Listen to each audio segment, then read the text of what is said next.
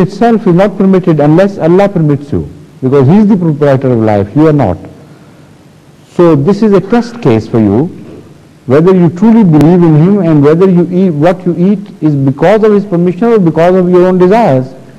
So one test case was to be made, and this animal has been chosen which combines in itself all those things which singles it out. The flesh is bad for health as well, it is bad for morality, because it has certain very conspicuous immoral habits which cannot be declared immoral in the life of an animal, of course. But in the viewpoint of human beings, as we observe these things, they are immoral. So they that animal may have been prohibited in principle first to establish Allah's authority over life and to seek out whether you follow Him or follow your own desires. And secondly, the animal is chosen because it has also some bad points. Now now I'm telling you this in answer to a question which was limited in nature, but I'm broadening my answer because I thought this would help you understand many a thing.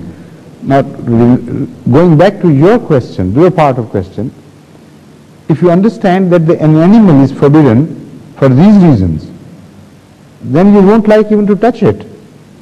Not to mention the lard and other things.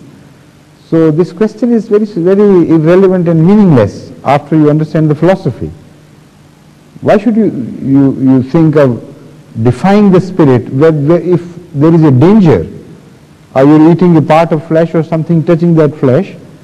Obviously, no bone, unless completely picked and clean and washed, can be without an element of that flesh. And even within the bone, there is material with which that flesh is created.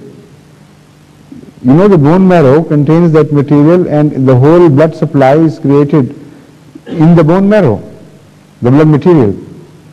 And that is what goes into the making of everything.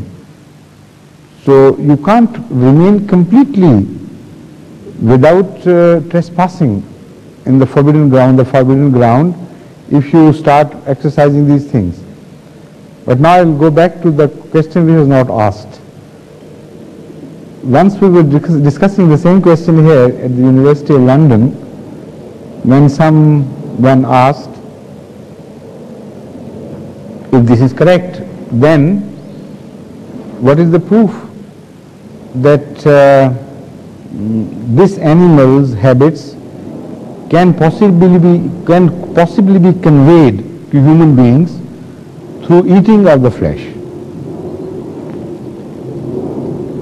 And I said, well, I have no proof, but there is a possibility, because the type of diet you take generally influences you in many ways.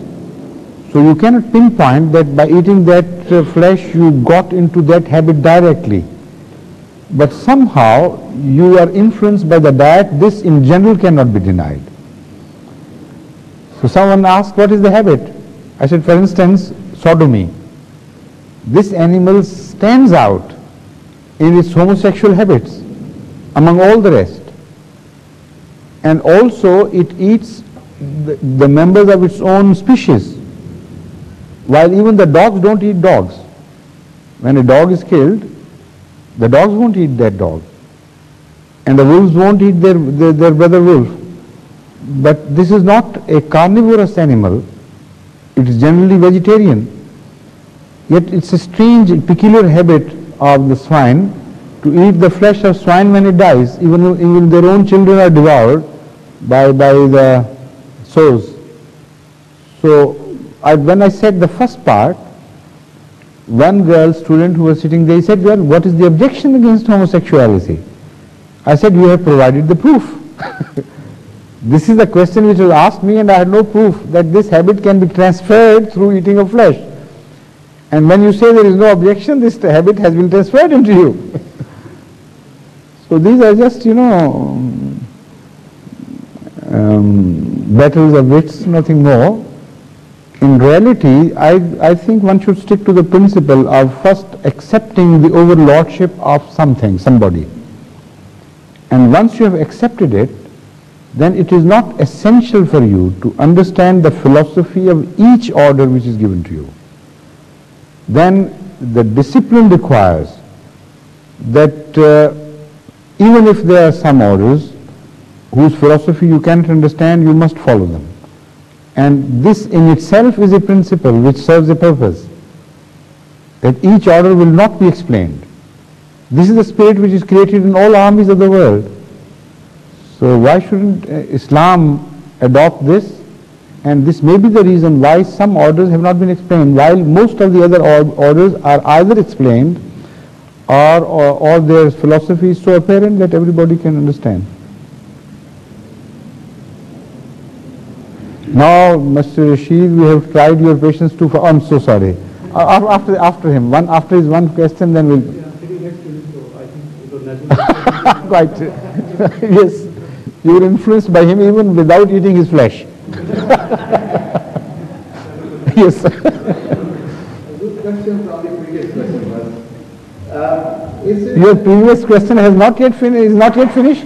no, the one which was just Yes, surely Allah doesn't require to give some reasons for forbidding something. Is there any, I mean, it's up to Allah surely. Even we have to obey and Atiullah or Atiul Rasulullah. Yes, that's right. So But what is the question? One should quibble about the reasoning. I mean, if the order is given. No, you know, the point is, the conviction is very important for carrying out orders in general, because at the time of trials, if you are not truly convinced, then you are likely to falter. But if you are generally convinced about many orders or most of the orders, and one or two are left out for you yet to understand, then that general conviction about other orders would carry you through the time of crisis. Otherwise, if you follow a thing, you can still follow anything without understanding, because in principle you have accepted the yoke of a system, for instance.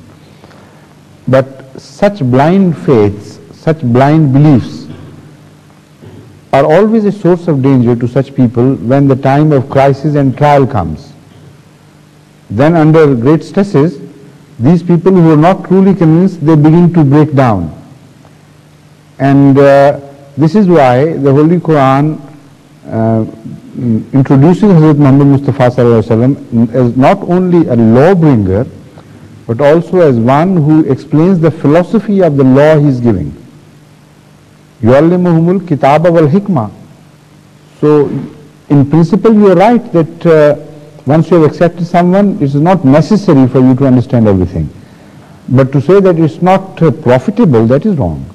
It's very profitable to try to understand the orders and the underlying philosophy of the orders.